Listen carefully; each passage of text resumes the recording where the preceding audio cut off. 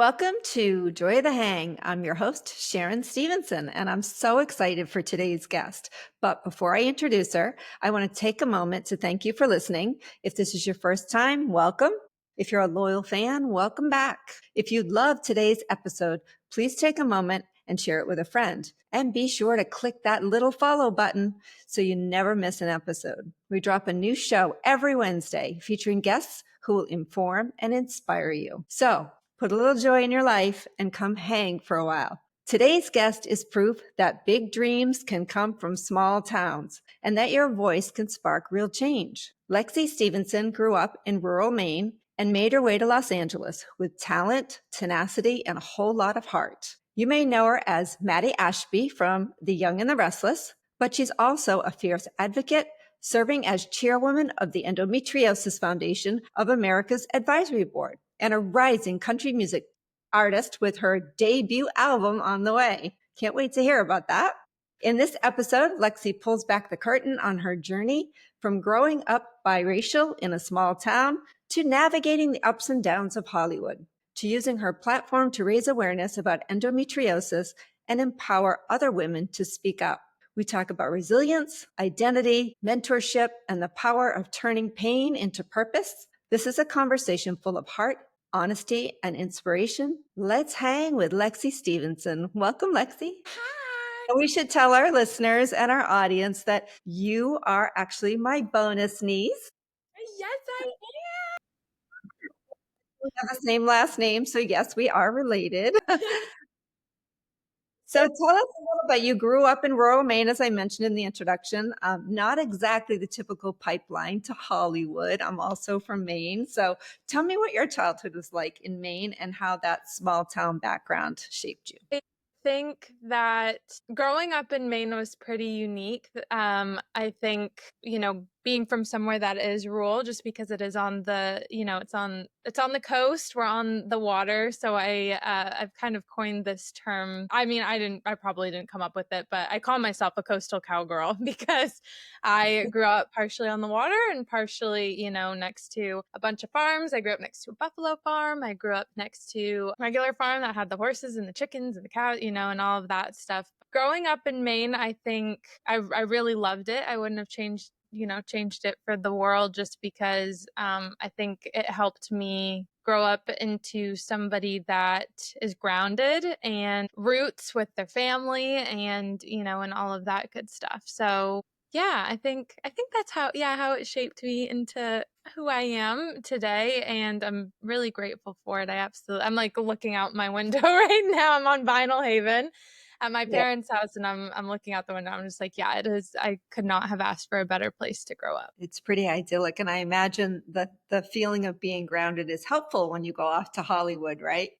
Yeah, absolutely. I think it has allowed me to stay true to who I am, even in the moments where I think maybe I feel a little lost, as I'm sure most people who, are transplants into LA feel, everyone feels a little out of place there. And I think being from Maine helped me navigate those situations a little better. It was definitely a helpful thing. I love that. So making the leap from the middle of nowhere, really, to Yeah, LA. exactly. Huge. Yeah, it's huge. What gave you the courage to chase that dream, and what did the early days look like back then for you? You I know, know you were about to go to college and then shifted. Yeah. Yeah. I think my dad always told me that I was a daredevil. Like, that's what he called me all the time when I was younger. He's like, yeah, Lex is such a daredevil. And I think that because it was positive reinforcement to, feel the fear and do it anyway. And that's what I did. So when I'd actually spoken with one of my uncles out in LA, and he said, oh, I'm going to have you meet with some managers and agents out there, and just so they can give you an idea of what life might look like after college, because at that point I was planning on going to SUNY Purchase. And I met with them and they wanted to sign me, and so I said, oh great, but they said, but you have to live out here. So I went back home to my parents, and my mom, as you know, who has 8 years of college, me telling her that I wasn't going to college was definitely a shock to her system. But my dad, on the other hand, was like, let's pack up the car and go. And I'm so lucky that they were both so supportive of that. And we packed up my Ford Explorer and we took Route 66 all the way out to California, right out to the Santa Monica Pier where it ends. Wow. Were you ever afraid of making that choice, or were you just like, all in, let's give this a shot? Yeah, it's kind of crazy because when I look back on it now, I would, because I'm wiser, now I would be nervous to make that choice, because I'm about to move to Nashville in February. So, and that makes me a little nervous. But I remember when I was moving to LA, I had no nerves. I was just like, okay, yeah, let's go, maybe Yeah. a couple weeks before we decided to do it. But I also had my mom's brother and his wife out there who I was going to be living with. So I wasn't, going, I didn't have any friends or really know anyone that well, but it did help make it a little easier and less scary. But yeah, I never had I look back on that now, I'm like, wow, that was crazy. I had no fear at all. Well, and a lot of our listeners have, I'm sure, the same dream of being an actress or making it big. So I'm just curious, did you grow up acting? Tell me about your path to get there. Yeah. So I actually grew up singing, and I remember my parents, I think, got the inkling that I had a love for it when I was in elementary school. And the lady who used to do, after daycare for all of the kids, me and her friends now. And, she told me, she said, yeah, you would just get on the lunch table during aftercare and start singing. And, so she told my parents asked, they said, do you want to start taking voice lessons? And I said, yeah. So then I went and I started taking voice lessons with, still in my opinion, the best voice coach to ever grace this planet, Rebecca Beck. And I started with her, but there weren't a ton of opportunities to sing, to sing. And maybe we don't have a lot of we have some, but we don't have a lot of recording studios. They're all down in Portland and whatever. So she suggested that I start doing musical theater there. And when I did that, that included acting. And I was like, oh, I actually really like acting as well. So that's kind of how that started. So I'd say singing started in second grade. And then, maybe fourth, fifth grade, I started going into the acting thing. And when I went out to LA, I just kind of wanted to pursue both, and acting took off first. So that's what I've been doing for the past couple of years up until, now. And your mom had an acting background. Didn't she do a little acting when she was young too? Yeah, she did. I couldn't tell you the names of them now, but she did like a news. She was like a news anchor girl, and then she did a few other things. And my uncle, he was in the original Fame, so yeah, there's definitely a background there of acting, It's in which your blood. it's in my blood. Exactly, that, and the entertainment bug is in my blood. Yeah. Sure. So tell me about what it was like growing up in Maine, biracial. You have a parent, mom is African American and dad is Caucasian. And let's face it, there's not a ton of diversity in Maine. Yeah. So tell me what that was like for you. Yeah, I think if if I'm being totally honest, sometimes now it serves me more than it did then. I think just because you see more and more people who look like me and who are, biracial, because I think the further we get into the timeline, the more that that's been accepted. So now, you have these mixed babies as a product of that. But when I was in high school, it was a little confusing because I think sometimes, I was either too black, or it was kind of hard to figure out where people wanted me to fit in, because I never felt really the self-consciousness of that, or even really, because I am biracial. I think it's always important to, you know, see color and recognize our differences and decide to celebrate them as opposed to being blind to them. And for me, I felt like I didn't see it at all, though. Like I was blind to it just because I was black and white. So for me, I just kind of, there was no, oh, this is this side and this is this side, if that makes any sense. But I was made aware when people pointed it out, or it was like, oh yeah, Lexie's black, or and then sometimes there would be my black friends would be like, no, Lexie's white, and it was kind of this push and pull. What I realize is that I am whatever is convenient for the people in the conversations, so if, and sometimes it's all, definitely in high school, it was all, fun and joking and whatever. But as I've gotten older, I realized I'm like, yeah, like that was almost a little bit of an identity crisis sometimes, just because you have to, what is the code switching, I think is the word for that. But you never really were a victim of bullying or had any issues around any of that. No, I didn't. I mean, it definitely existed in my school, but no, I wouldn't say that I was ever bullied. I'd say that comments were made then that would not be okay now. But I also had really thick skin, and I think because obviously, my dad, he is the king of, excuse my language, I don't give a shit. He's the king of that. And I think that rubbed off on me when I was in high school. So it would have taken a lot for me to, feel a certain type of way. But yeah, then, growing up, I can definitely see how it shaped me into a person where, there may be a little bit of self-consciousness about that at some point, I guess, if that makes sense. I don't know. Yeah. That was And like a you, bunch of rambling, but well, that's okay. And you grew up going to public school, right? You graduated from yeah. Brunswick. I went for all of middle school. I went to a private Christian school called Chop Point, and then after that for high school, I went to public school. I think that's important too for our listeners to know. Like, you can come from anywhere Yeah. and make your dream come true. Yeah. So speaking of dreams coming true, they started coming true as when you were on Young and the Restless, when you played the role of Maddie Ashby. So how did that happen for you? What launched that? When I had moved out to LA, I got really homesick, and I got so homesick, and I had ended up having this audition for The Young and the Restless. Flash forward a month later, my year of deferral from SUNY purchase is up. I tell my agent, my manager, my modeling agency, my I sent an email to everybody. I said, hey, everyone, thank you so much. This year has been really telling for me. I testing for The Young and the Restless, which basically means that you go in with two, you know, they're probably considering two other people for your role. So it'll be you, two other people. And then at this time, they were also casting for my brother on the show. So then they were also testing that at the same time and kind of, mix matching us and seeing who would vibe.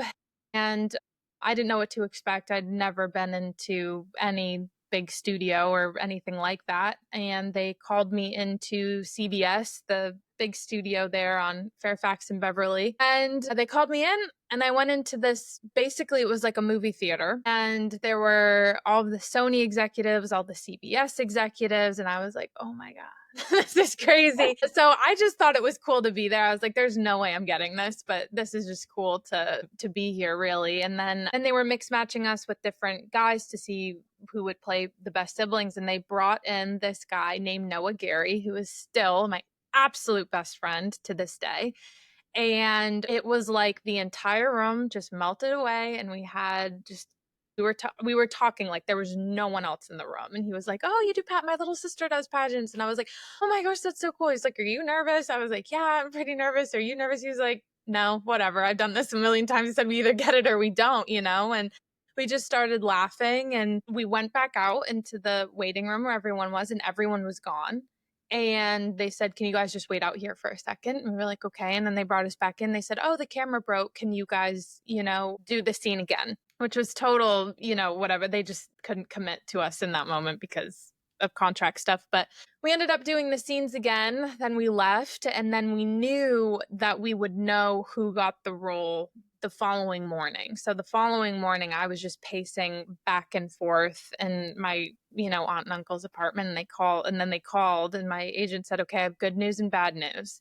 He said, what do you want first? And I said, okay, the bad news. He said, okay, bad news, you can't tell anybody, but you booked the part. And I was like, what? And Yeah. I was just screaming. I was screaming. I ran out to my aunt. I think I collapsed. Like I was like, "What is happening?" But yeah, and then went to set. I had my fitting the next day. I saw Noah there. I knew it was going to be him because I was like, "Okay, if I got it, then there's no way he didn't." And that was that. And then I got to film and be on set with my best friend for every day for 3 years. And yeah, so it was a very ideal situation. It was a lot of fun. That was a fun ride, and you earned an Emmy nomination for your role. Yeah, I earned a daytime or daytime pre-Emmy nomination.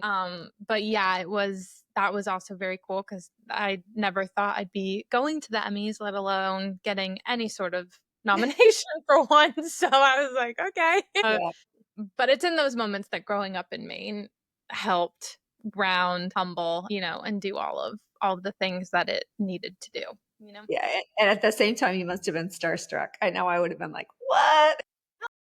Absolutely. My first daytime Emmy, I saw like half the cast of The Office when that was going on. And I was like, oh my God, I'm texting my girlfriends back home. We used to watch The Office, when on the weekends or after soccer games or whatever it might be. I'm like, guys, like The Office, the people from The Office are here. And they're Yeah. like, what? I'm like, wow, this is so cool. I totally had imposter syndrome for sure. I was like, I do not belong Yeah. here.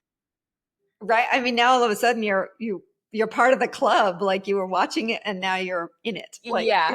I think that's so cool. So I think that some of our listeners also might like to learn, like, how do you go about getting an agent? How does the whole process work? Yeah, absolutely. I was really lucky in the fact that I would never call myself a nepo baby, but I did have contacts because of my family living out in LA and, being a part of the industry. So for me, my uncle had set those meetings up, but after time, it's super normal to outgrow, manager or especially agents mostly. And so when that happened with me, I signed out that I'm not going to gatekeep anything. I'm totally giving away all the secrets, but go on. If anybody out there is listening to this and wants to get an agent, make sure you have a good acting reel. Go, probably like $1,000.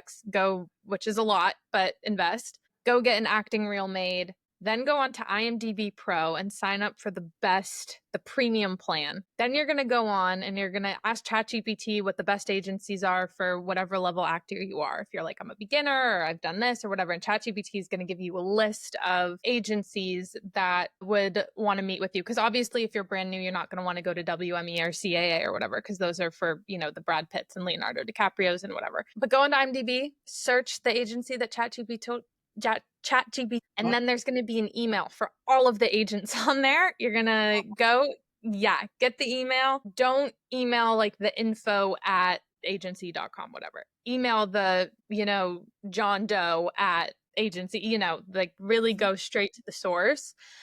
And then after that, follow up after a week and then do that 3 times. And eventually someone will respond. And if they say we're not interested right now, that they saw your name enough to know that you're around. And that's the thing, is you really just want to get on people's radar. But there are also so many boutique agencies that take on smaller actors. So I'm sure that you'll get answers from some of them, but also recognize that you don't want anybody to be doing you a favor. You're going to be making them money at some point. So also don't just sign on with somebody because you're like, oh my God, they want me, no.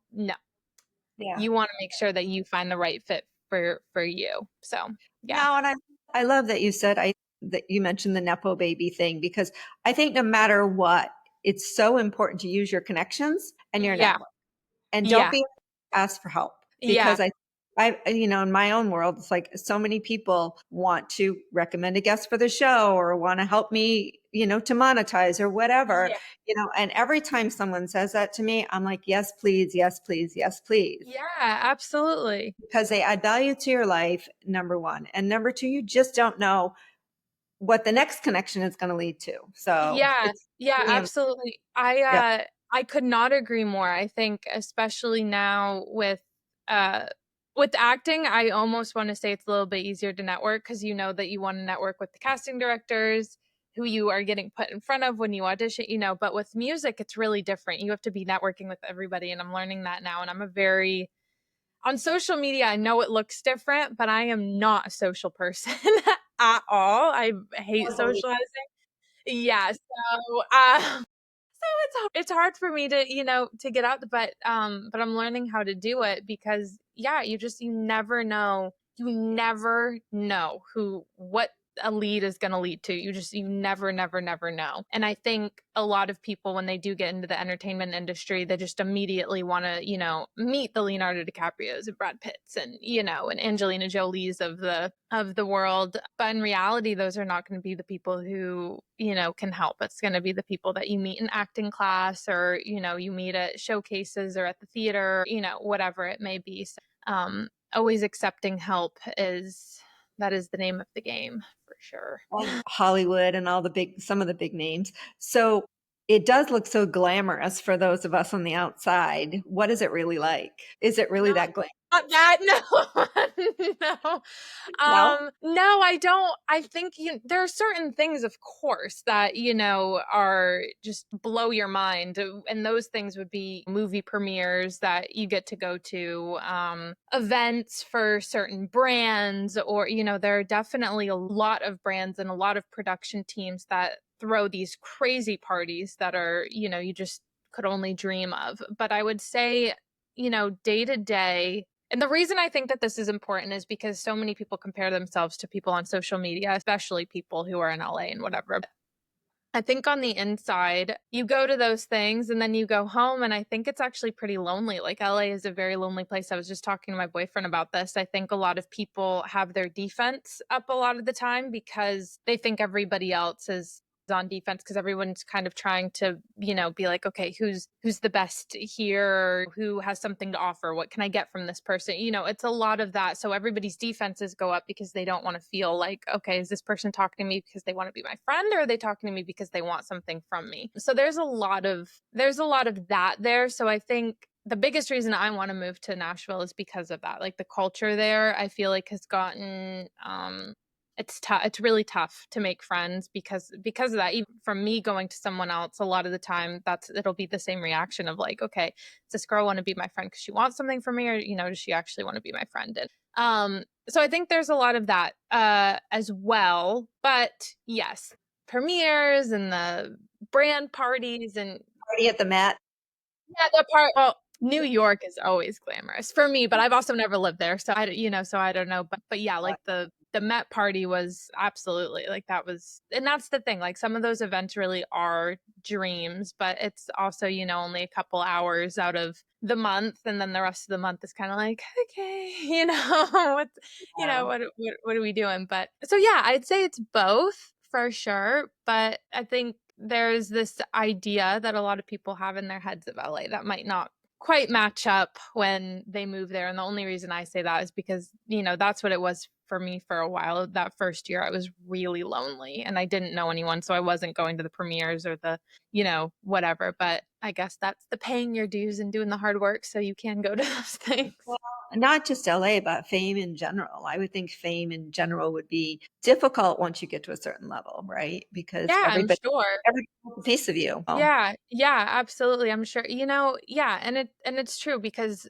when I was on The Young and the Restless, I will say I had a lot more friends than I do now. And when I came off The Young and the Restless, I think I lost touch with a lot of people after that, and that was a horrible feeling. I mean, it was just awful. But now I've had some fame at a much smaller scale. I think than, obviously the A-listers and whatnot. And it was an important lesson to learn, and be like, oh, okay, so some people are gonna come and go and be there for a season, but I would always prefer to build long lasting friendships and relationships so that if tomorrow I decided that I wanted to go and work at Walmart, everyone would still love it. The people in my life would still love me and, and want to be a part of that journey too. yeah. No, I love that. Now, you also starred in 5 different movies, right? Did I Yeah, get that probably. number? Yeah, something like that. Yeah. Now, was that transition difficult or different from being in a, so I don't know, I should guess I should go back to the soap opera realm. Are you filming every day when you're on a soap? I mean, how often are you? Yeah, you're in studio every day. So same with a movie set, or how was that different for you? Yeah, it actually, that was similar to the movie set. I would say the biggest difference is that when you're filming a soap opera, you're going every day and you have about 30 minutes to shoot a scene. You have 15 minutes rehearsal, 15 minutes to put it down and, film it. Whereas with a movie, you'll work on a scene for like, I don't know, 2 hours, 3 hours, and you have all this time.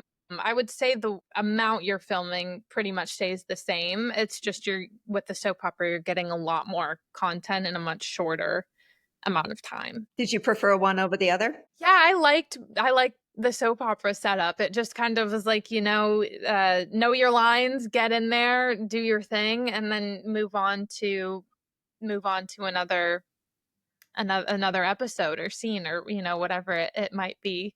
And that's the thing too with the soap opera, the cast is so huge that when they're filming someone else's scene, you might have an hour or two off to just you know walk around, do, I don't know, watch a movie, whatever it is you might want to do. You're on set for about 14 hours a day, but they have the coziest dressing rooms with TVs and your robes, so it's like being at home.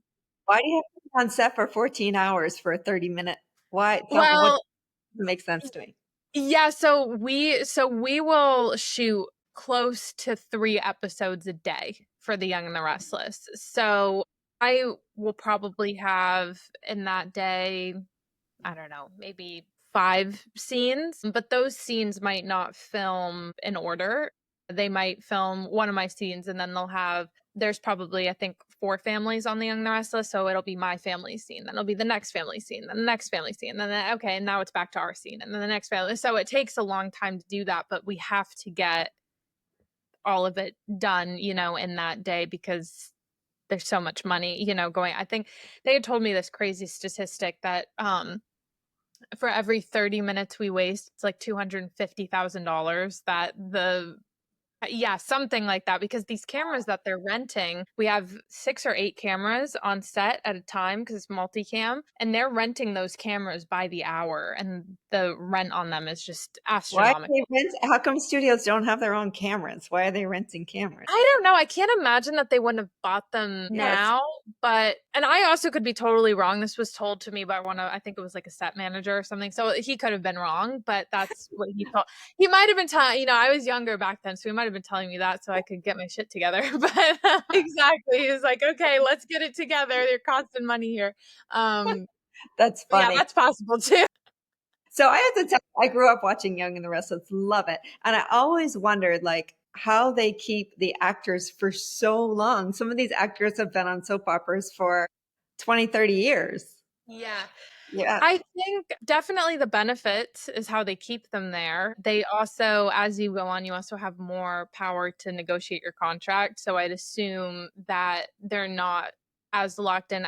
When Noah and I were on there, our contracts were very strict. Like for the first 3 years, you guys cannot film anything else. But some of the other actors, the longer they're on there, they can negotiate, okay, well, if something's going to pay me over $1 million, you guys have to let me go and do that. And then I'll come back to the show or, whatever it may be. So I'm sure there's lots of benefits in there. And then also the longer you're on the show, you get your own dressing room, like permanent one that's yours. So if you're on set, that will be your dressing room. I know. I'm thinking like Victor and Nikki and those are the character names. But I'm Yeah. like, I guess I'm more surprised that they wouldn't aspire to do movies or bigger roles, and they were Yeah. happy on daytime TV. That's all. Yeah, no, I'm sure. And I'm sure they want to, but take it from me. Like when I came off The Young and the Restless, it was really hard to book anything else. And I think the reason for that is you get pigeonholed like pretty hard. Whenever I was going in person before, COVID hit, that was the first question, is like, oh, how's The Young and the Restless? And I'm like, no, they're seeing me just as, Maddie Ashby, which is great for my fan base because I absolutely love that. I'm super proud of the role and I love Maddie Ashby. But when it comes to booking other roles, it can be really hard because people see you as this, like, look at Penn Badgley, for example. He was on Gossip Girl, was the stalker spoiler alert, he was the stalker at the end, and now he's the lead on that TV show You, playing a stalker. So it's kind of like it would be very hard to see him in any other role besides, kind of the creepy guy stalker role. So I think it kind of works that way for soap actors as well. And it's also just a different style of acting. So you and Noah were twins on that show. So what happened to them? What happened to Maddie? So I get updates all the time from my mom because she has like the Google alerts whenever my name comes up. And apparently I'm at college. I know that. And apparently something just happened where I don't know, like I got into a lot of trouble or something, and my mom had to come and save me, or I don't know, something like that happened. So there's something going on, but there's been a lot of speculation if they'll bring Noah and I back because our dad just went back on the show. So if that happened, that'd be so fun, and I'd love that. Okay, so there's not somebody else playing your role. There's not somebody else playing the role. So they just refer to you on the show. Yeah, I'm not dead, and I wasn't replaced. So there's So that's the update on Maddie. What was Noah's character's name? Charlie. Charlie. All right. For all you Young and the Restless fans, there may be a return of Maddie and Charlie. Yeah, hopefully. It would be a lot of fun. It'd be a pretty nostalgic thing for sure. The fans should write in to the producers and say, we want Maddie and Charlie back. You should. I encourage that. Start a campaign right here. Let's start it right here. Yeah, exactly. Campaigning to get us back on the show. That's right. Let's see. You are moving from acting. Let's bring people up to date. So you are now stepping into a country music career. Yes. And you have your first single. Yes. And it's called Cowboy Pillows. Yes. Where it's one of those songs that gets stuck in your head. I want to play it. Let's see if we can pull it up and play it, unless you want to sing it for us. No, that's okay. You can pull it up. All right, let's see if we can play it. Hold on. I'm going to your TikTok. Is this it? The right one? Wait. Here we are. There we go. All dance. At the end of your long day in this country king-size bed, got a cowboy. So there's a little snippet of the song. Now I have that on replay because I've listened to it so many times and I love it. So great. Great job. So I know you wrote it. Tell me how you came up with the idea for Cowboy Pillows. Yeah, I had gone out on a date with this guy in Nashville, and he and I talked about traditional marriage and the trad wives traditions and whatnot, and that kind of sparked me wanting to write a song about, because God knows I'm working and I have a million things going on. However, I do not frown upon being a housewife at all. And I think housewives get a bad rap because traditional marriage, I think, sometimes gets a bad rap, and people are like, oh, that's boring. And of course, sometimes like it can be oppressive to women. Like there are lots of men out there who should, are not, aren't good leaders. But for this particular instance, I really liked this guy. I really liked what he was talking about with traditional marriage. He's very sweet. So I brought that into the writer's room, but I said, I don't want it to be boring. I don't want it to be traditional, like, oh, I'm just coming home and he's coming home and I'm making him dinner and, all this stuff. I said, I want it to be kind of fun and sexy, like, like a sexy housewife, Yeah. And I had also heard the term Cowboy Pillows. So I was like, okay, let's see if we can marry the two. And my producer and the writers, who were all men and honor and love their wives more than anything, were like, yeah, he was like, sometimes after a long day, you just want to go home and put your head on your wife's chest, and she's got a great set, and and I'm just like, but I loved it because they were so respectful and so vocal about how important their wives were in their lives and allowing them to do the things that they do. So that was how it started. And now, of course, I'm a year and a half into dating the guy who, inspired that song. So yeah, that's kind of how we had come up with the idea. And then, of course, those are my feelings, but those are also the feelings of, the writers and stuff, which I thought was very cool that everyone was set on fire with that idea because of just how much they all loved and honored their wives. And I was like, there was one point I was like crying, which you would never guess with a song like that because it's kind of funny, it's a kind of funny, fun song. So, but yeah, at some points it was emotional because I was like, wow, like these guys really honor and love their wives. And I wanted to make that into a song that they can all sing, being, but still being like fun and sexy and flirty and whatever. Well, I think you nailed it. And you just said a term I've never heard, trad wives. That's Yeah. the short, that's the nickname for traditional. Did you Well, make yes, I've been seeing it on, all over TikTok and stuff, but it's like trad wives, which I get, traditional housewife. And I was like, but I look at these girls' TikToks, the ones who are the trad wives of TikTok and Instagram, and the comments underneath them just drag them through the mud. Like, oh, when you discover freedom, and you have to find yourself and blah, blah, blah. And it's like, what if being a mom and cooking all day is like what she wants to do? That sounds great to me. I don't know if I could ever sit completely still. I couldn't. But if somebody else wanted to do that, like I don't blame you. Being a mom is like the hardest job ever. And I don't want to make this about me, but I want to say that I've had both. I had a career and then I Yeah. was a single mom. And when I had my second child and stayed home with Haley and Sam and raised them during the early years. And I will say it's interesting that you say that because when I was a stay-at-home mom, you feel like your value is tied to your job. And people do not respect the fact that your job, I will tell you, staying home and raising kids was the hardest job I ever did. I never looked at it Yeah. as a job, absolutely didn't look at it that way at all. It Yeah. was a blessing in my life to be able to have that time with my Yeah. kids when they were young and certainly in their formative years. I think that was really important for me and for them. But that being said, I do remember everybody asks, so what do you do? What do you do for work? Yeah. Right. Yeah. And it was very, very difficult. And I had a pretty high paying career before I chose to transition Yeah. to being a stay-at-home mom. And it was difficult when it was time for me to go back to work, Yeah. to re-enter the workforce. It was a Right. really Yeah.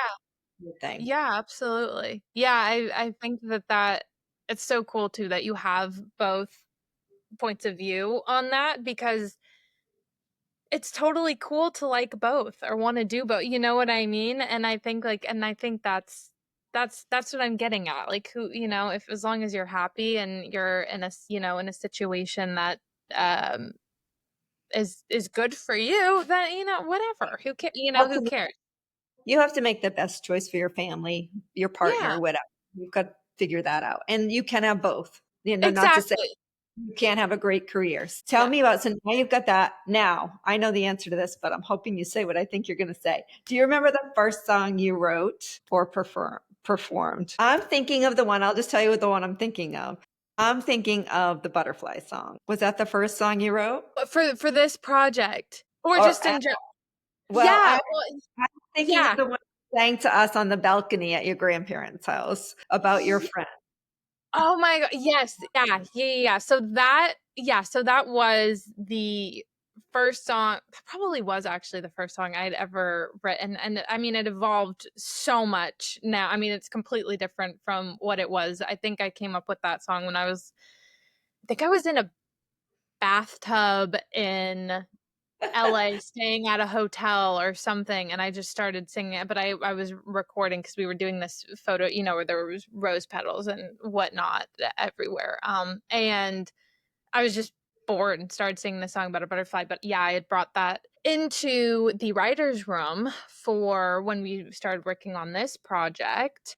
And yeah, that was the first one to I think that was even the first song we wrote on this project, like that we finished, I should say. But yeah. Now, you wrote that story about a friend of yours from your childhood. Can you tell our listeners what it's about and the name of it and when it will be coming out? Yeah, absolutely. So the song probably won't be coming out until and for which is so crazy because everybody wants it to come out now and it's taken everything in me to not release it now because that's what everybody wants. I know. But the reason that we're doing that is because of strategy right now. The Cowboy Pillows is making the radio rounds, and I want Butterfly to make the radio rounds, but Cowboy Pillows won't be done on the radio rounds until February. So that's probably when Butterfly will come out, so that Butterfly can then go in that funnel. But I promise the song that's coming next is going to be just as good. But yeah, so Butterfly will probably come out somewhere around January, February-ish.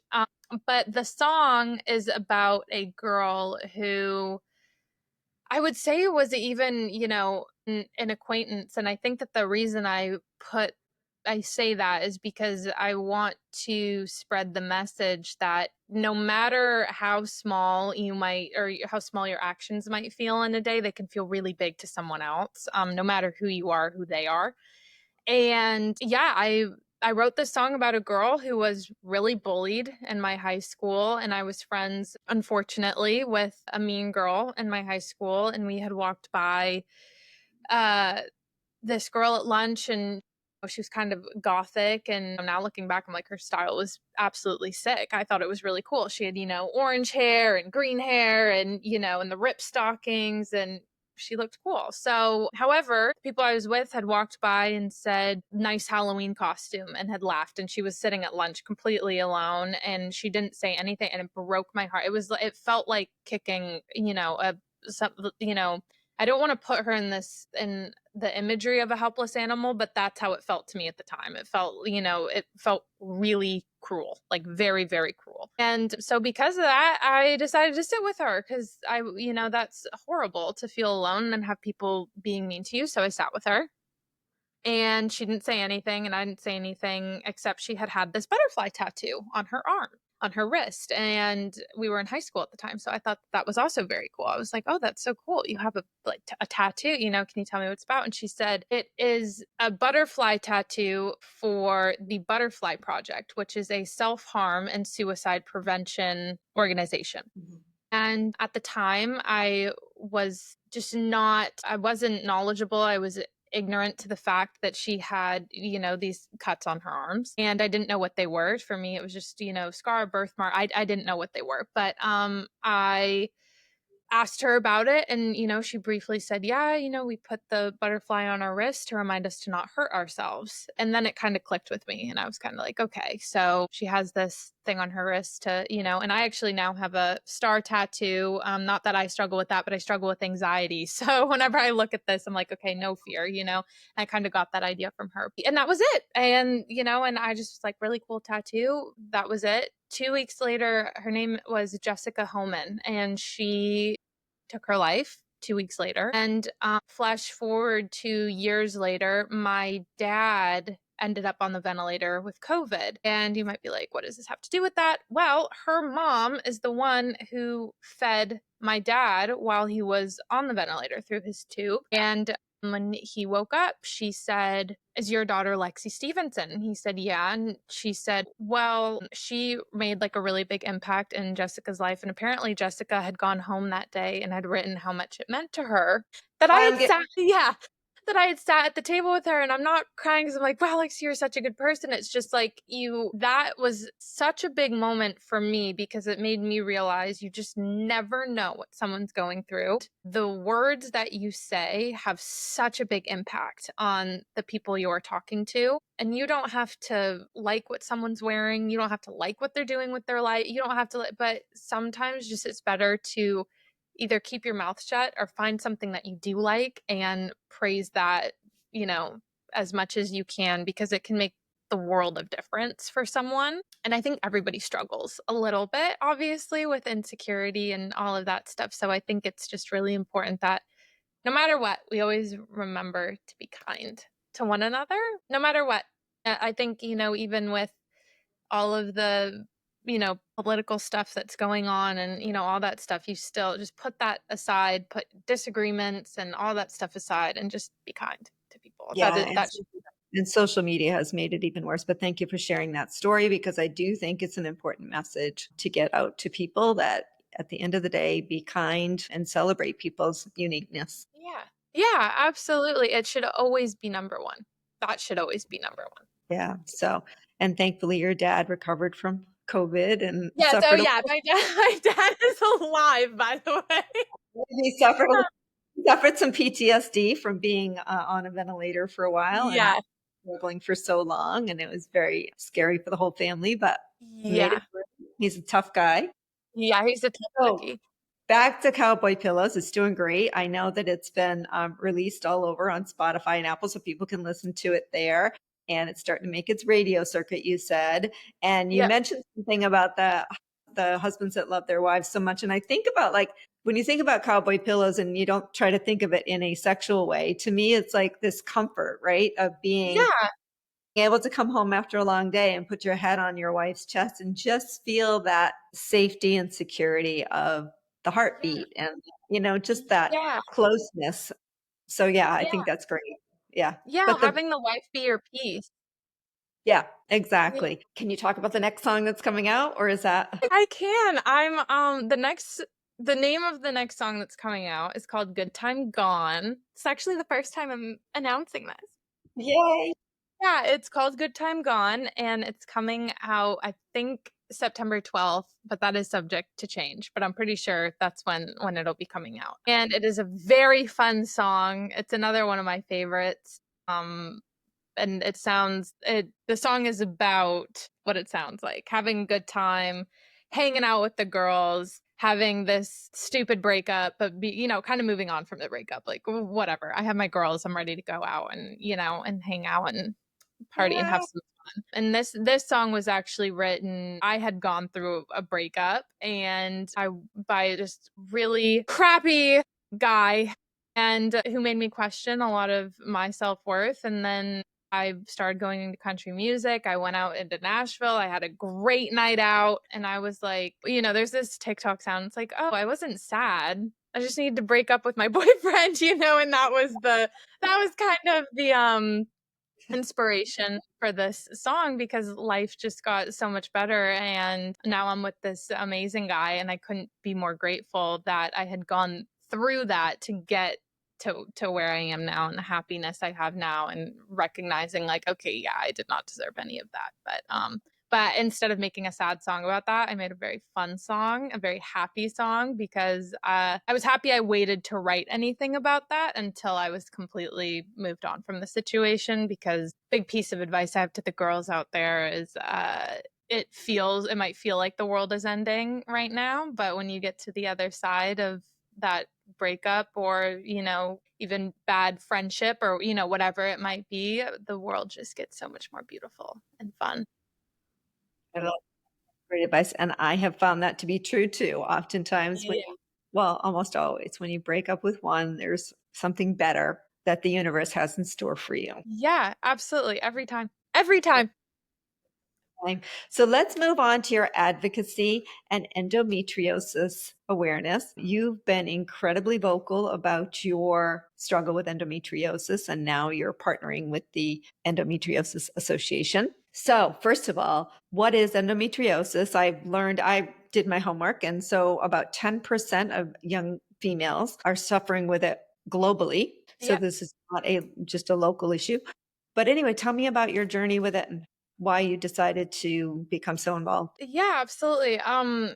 My so endometriosis is when the lining of your uterus, that stuff that I call it glue, but your uterus is kind of shaped like this, and then on the lining it has this kind of glue-like tissue that attaches, it lets the blood sit there. When you have an egg, that's either fertilized or not fertile, whatever it might be, it helps stick all of that stuff there. And then when you get your period, your uterus is kind of trying to twist itself like a sponge, and that's what makes all the blood come out. And however, that sticky stuff that your uterus is working so hard to get the blood off of, it's really sticky. That same tissue grows not just there, but it also grows in my uterus, in the muscles around my uterus. It grows on my ovaries. It grows on my small and large intestines. It grows in a lot of places where it should not be. And for a lot of women, it can go all the way up to up into their chest. It can grow everywhere. And the reason that that's not good is one, because it's painful, because the tissue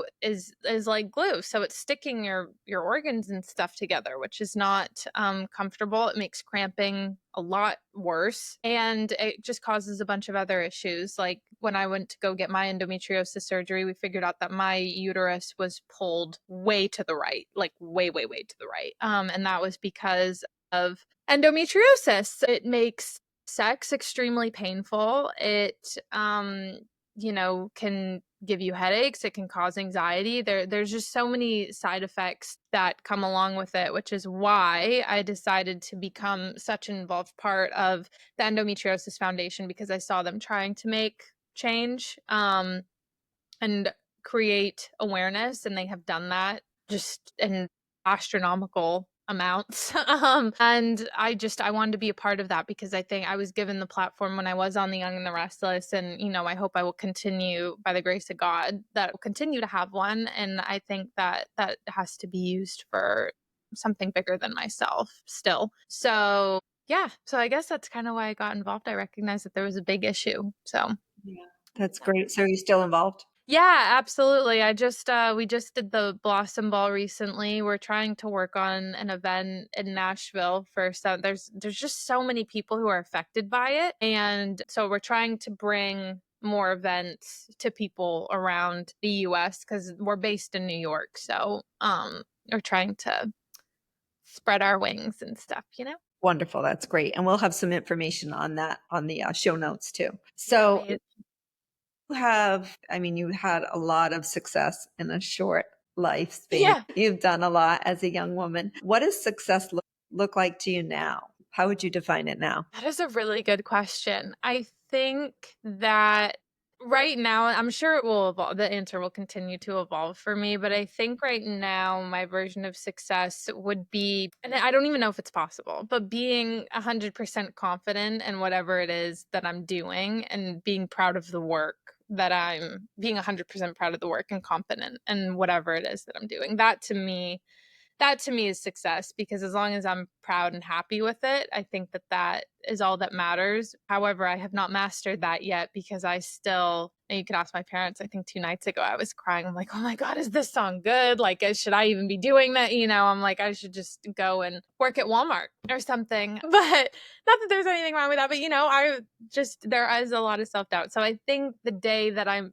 able to figure out how to be 100% confident in what it is that I'm doing will be the day that I feel like successful for me. No, but thank you for sharing that because again, I think that's important for young women to hear that, no matter how successful you seem on the Yeah. outside, and Yeah. people would look at you and think, you're beautiful, you have a great guy in your life, Yeah. you've had a lot of success, Yeah. what most of us would define as success, and yet you still struggle behind the scenes with Yeah. confidence and feeling like you're good enough and Yeah. all of those things, that I think people would be really surprised to learn that. So I appreciate you sharing that. Yeah, my boy, he said, Eric said that the other day. He was like, people's just like, he's like, you are so crazy for just like, having, but it's such a human thing to have self-doubt. And I do. It is the biggest thing I struggle with and work on a day-to-day basis. And whether you're Christian or not Christian, I am. So that's, I find it through God and just reading the Bible and figuring out, how can I get my confidence through him, and recognizing that where I fail, he will fill in, he'll add his supernatural to my natural. But even if you don't believe in God and it's the universe or whatever it may be, I just think it's important that everyone answer to something bigger than themselves and find confidence through that. That's at all possible. Even if that's, your family and getting it from your family, which is where I obviously get a huge amount of my confidence from, my dad. We were in the living room and he was like, have you forgotten who you are? You are a Stevenson. He's like, what are we talking about self-doubt for? And I was like, and every time he says that, I get so reinvigorated. I'm like, you're right. I'm a Stevenson. I come from a freaking strong family that has faced horrors together, and we are still here and talk to each other every Sunday. Okay, Lexie, get it together. Yeah, but can we explore that a little deeper? Because I'm really, really curious about the self-doubt thing. I struggle from it too. I Yeah, always have. absolutely. Yeah, 59. absolutely. It doesn't go away. But I want to explore that with you because I'm just like, what do you think is the root of that? Where do you think that comes from for us? Have thought about that question. Just I've mulled it over, trying to find an answer before I go to sleep at night. And to be honest, I don't know. I think social media definitely hasn't helped. I don't think for anybody, but I think it probably started before that.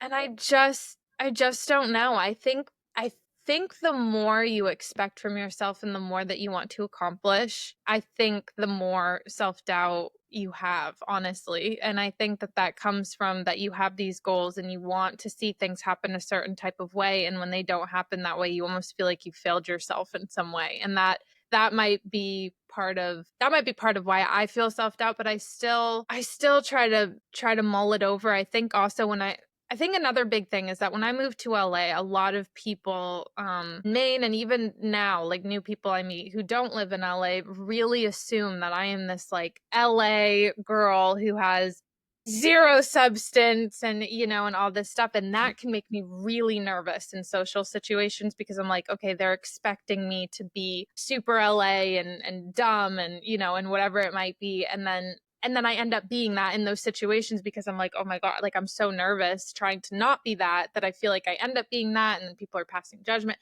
So a lot of my insecurity comes from that. I mean, even we just went to a party the other night on the island, and I was nervous out of my mind to talk to anybody because I was like, oh my God, okay, they probably think I'm going to be like all LA and, and I don't want to do that. And I don't know what they're going to ask me. And, they might be expecting me to be somebody that I'm not, all these thoughts go through my head, and then I get really nervous and I just kind of shut down. And I'm like, okay, I'm not supposed to be here, You're doing a lot of projecting. Yeah. Aren't you? Yeah. Yeah. Yeah. Yeah, absolutely. And then I just get anxious and I get overwhelmed. I'm like, okay, let's go, and then I get upset with myself because I'm like, okay, Lexie, like that's not, and then we get home and my dad and mom are like, everyone was so happy to see you. They were so happy you were there. Everyone said you look beautiful. And I'm like, they did, like meanwhile, I'm like, okay, I must be psychotic because I'm sitting in the corner like, oh my God, everybody hates me. Like, you know what I mean? I guess if I had one superpower, I think I wish that I could allow other people to see themselves the way that we see them, because that would be such a beautiful gift. Because Yeah. I heard you said imposter syndrome earlier, and I suffer from it too. I always wonder, like, even with this podcast, like, why would anybody want to listen to what I have to say? Who am I? Yeah. Like, I'm always having those messages, and I have to say, you know what? I'm just as important. My voice is just as important as anybody else's. But I have to keep reminding myself of that because I didn't follow the path. I majored in journalism, but I didn't follow the path when I was younger. I decided to have a family instead. And so now that I'm entering this and having this, midlife pivot and Yeah. trying to pursue a dream of mine Yeah. that I've had inside me from them as long as I can remember, Yeah. I have those same thoughts though. And it doesn't, that's what I'm saying. It doesn't necessarily has nothing to do with your age or where you're from, but I will say, it's this comparison thing where you're constantly comparing yourself to people who have already done it and already Right. been and made the mistakes. And, Yeah. you know, so that's what I struggle with. It's like, I want to be a certain level. I want to be Barbara Walters, but I didn't realize that Barbara Walters had to, you Yeah, know, yeah, absolutely, and she take probably felt the same things, steps in the you know? beginning. Yeah, absolutely. I think that's definitely something else that when I do, I think half the time I would think to myself, I'm like, why do I want to be famous? And I'm like, the biggest reason is definitely just to spread the message about the things that I want to spread a message about, which would obviously be endometriosis. And then also letting everybody know, like, hey, here's the big secret. Everyone in Hollywood, everyone who's famous, everyone you look up to is so insecure, and that's normal. And I mean, I can't there's so anyone I was on set with, and I know you know who, and we can't say because I had signed an NDA, but I was on set with one of the biggest superstars ever recently. And they were nervous out of their minds, and I could not believe it. And when I say biggest superstar, there's not a single person listening to this podcast who would not know who this is. I Right. could not believe it.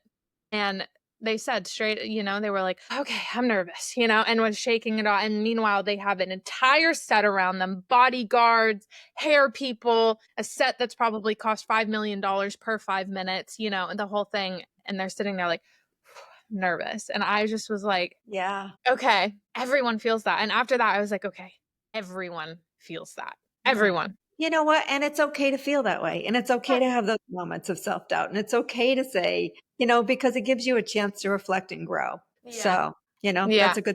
All right, we're going to end it up with some quick hits.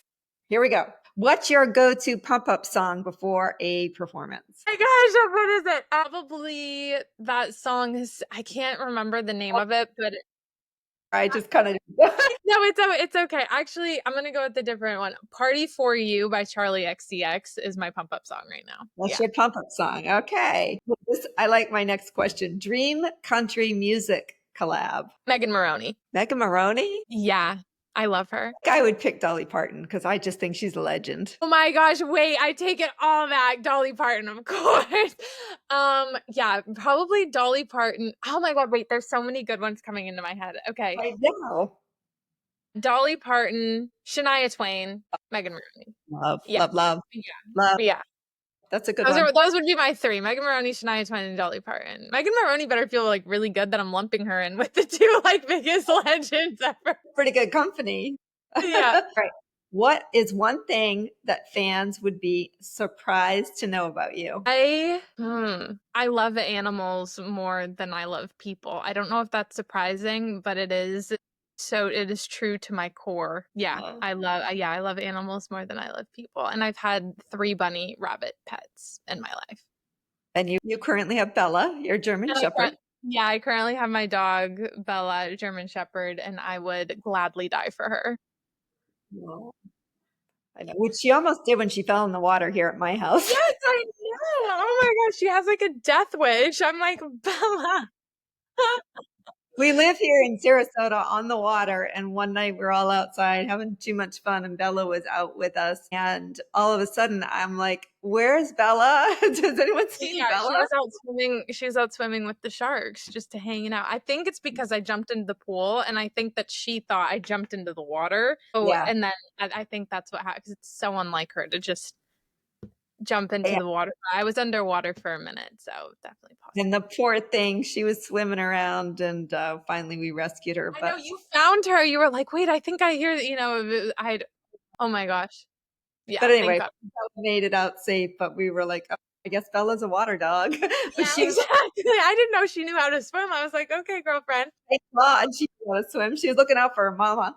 Yeah. All right, acting or singing, which one feels scarier? Acting. Okay. Yeah, acting definitely feels scarier. I think singing is a little bit more straightforward. You know if you need to hit the notes. You know what notes you need to hit, and you know what you need to do, and it's pretty easy to determine if you did good or bad. Acting's really hard to measure that. It is very hard to measure that for me. So that's probably why it would be scarier. Well, and singing's probably a little more solo, right? Acting, you're also having to work with another character generally. Yeah. And you want to do well for them. You want to show up for them as well, so you want to do your best. So that can be pretty nerve-wracking because you have a lot of people depending on you. Music is similar in that way, except, you mostly want to do well for yourself because if the song's bad, everyone's going to look at you and be like, that's your fault. That just made me think of something. When you're singing, do you feel like you go into a character? So when you're acting, you're actually playing a character. You're not Lexie Stevenson. So, but are you Lexie Stevenson when you're singing in your head? Yes, you are. Yeah, totally. And I think, I don't know if that's good or bad because I'm such a weirdo. And sometimes I will look back at my, videotapes of my performances and I'm like, gosh, you're so weird. But then I'm also looking, I'm like, I love that though. Like, I love how weird I am. And I love those. I think they're great. Yeah. So, yeah. All right. What's the best advice you've ever received? The only thing stopping you is you. And that's from my mom. I love that. I was going to ask who your mentors are, but I'm guessing they're mom and dad. Totally mom and I would say mom, dad. Yeah. I'm sure there's other smaller ones in there, but just I take whatever they say and I take it straight to the brain and to the heart. I think I could not take what anyone else says as seriously as what, as what they say. But Eric has actually grown into that for me as well. He's totally taught me how to stress less and become more of myself. So it'll take time, of course, for him to build up the equity that my parents have. But yeah, my parents for sure they're my sounding board. I call them. That's another surprising thing about me. I call my parents, no joke, on the Holy Bible, sometimes 10, 20 times a day. Yeah, you have a very close relationship with your parents. You're very lucky. Yeah, super, Yeah. super close. Yeah, they are your biggest fans for sure. So it feels good to have them they've got your back, that's for They sure. do. Yeah. Yeah. Yeah, they're great. You've got a great support network around you. Yeah. You do. So let's wrap it up by asking the question I told you I would ask you. What advice would you give your younger self? Well, it's very funny because this actually has to do with what we were talking about, self-doubt and confidence and whatever. But the advice I would give to my younger self is just do it loudly, and do not care what anyone says or thinks. Just do not care, because it does not matter, and people genuinely do not care that much to make fun of you, or I don't know, whatever the fear may be there when you're nervous about whatever it is you're doing, or wondering if it's cringy or if people are going to like it, or, whatever it may be. People just don't even care. So get over yourself, girl, and do it anyway. I love that. And I will add to that remember, whatever you're going through, it's a phase in life. It's temporary. It all Yeah, passes. And you exactly. eventually find your tribe. Yeah. If you don't have it in high school, or you don't have it when you're younger, you'll find it. Yeah. Yeah, Yeah. exactly. Yeah. Be patient. Well, this was awesome. Thank you so much for being here, for hanging with me today. Thank you for having me on, Sharon. I had so much fun. This is like the most fun I've ever had doing a podcast. Awesome. Awesome. All right. Well, thank you very much. And we will chat soon. I'll Peace talk out. to you soon. Bye.